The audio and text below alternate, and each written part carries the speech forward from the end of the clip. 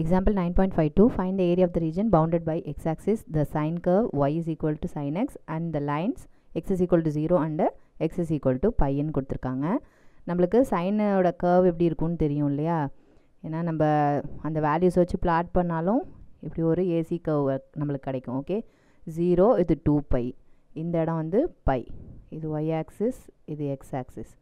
ஓகேவா? நம்ம இந்த சைன் கர்வோட ரீஜியனை தான் நம்ம என்ன செய்ய போகிறோம், இப்போ கண்டுபிடிக்க போகிறோம். 0லேருந்து 2 பை வரைக்கும் இருக்கிற லிமிட்குள்ளார என்ன ஏரியா இருக்குது அப்படிங்கிறத நம்ம கண்டுபிடிக்க போகிறோம். இன்னொன்று நம்மளுக்கு என்ன அது கொடுத்துருக்காங்க, எக்ஸினுடைய லிமிட்ஸை வச்சு கொடுத்துருக்கிறதுனால நம்ம in terms of y is equal to எல்லாத்தையும் இன் டர்ம்ஸ் ஆஃப் எக்ஸாக மாற்றிக்கணும். ஓகேவா? அது நம்ம மாற்றணுன்னே அவசியம் இல்லை, ஏன்னா y is equal to sine எக்ஸ்னு டேரெக்டாகவே தெரிஞ்சிருச்சு. அண்ட் இன்னொன்று என்ன அப்படின்னா, எக்ஸ் ஆக்சிஸ்க்கு மேலே இருக்கிற கர்வ்னா நம்ம பாசிட்டிவ் அப்படின்னு பாசிட்டிவாக ட்ரீட் பண்ணணும். அண்டு லோயர் கர்வ்னா என்னது, நெகட்டிவ் ஆஃப். அதாவது இப்போ ஏரியா நம்ம கண்டுபிடிக்கிறோம் அப்படின்னா ஃபுல்லாக 0 to 2 பைன்னு டேரெக்டாக அப்படியே ஃபுல்லுத்துக்கும் நம்ம கண்டுபிடிக்க முடியாது. ஏன்னா அது ஆக்சிஸ் மாறுது இல்லையா, பாசிட்டிவ் ஆக்சிஸில் நெகட்டிவ் ஆக்சிஸில் எக்ஸ் ஆக்சிஸில் இருக்கிறதுனால. அதனால் என்ன செய்யணும், நம்ம 0லேருந்து பை வரைக்கும் அந்த எக்ஸ் ஆக்சிஸ்க்கு மேலே இருக்கிறதுனால அது நம்ம என்ன எடுத்துக்கணும், YDXன்னு எடுத்துக்கணும்.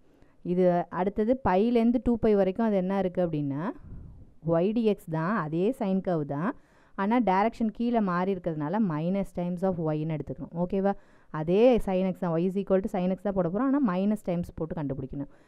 கர்வ் லைனுக்கு எக்ஸ் ஆக்சிஸ்க்கு லைனுக்கு மேலே இருந்ததுன்னா பாசிட்டிவ், லைனுக்கு கீழே இருந்ததுன்னா நெகட்டிவ். ஓகேவா?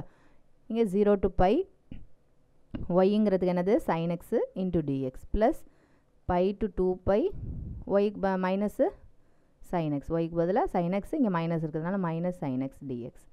ஓகேவா? சைன் எக்ஸை இன்டகிரேட் பண்ணோம்னா நம்மளுக்கு என்ன கிடைக்கும் அப்படின்னா மைனஸு காஸ் எக்ஸ் கிடைக்கும். தென் லிமிட் அப்ளை பண்ண வேண்டியதான் 0 to பை.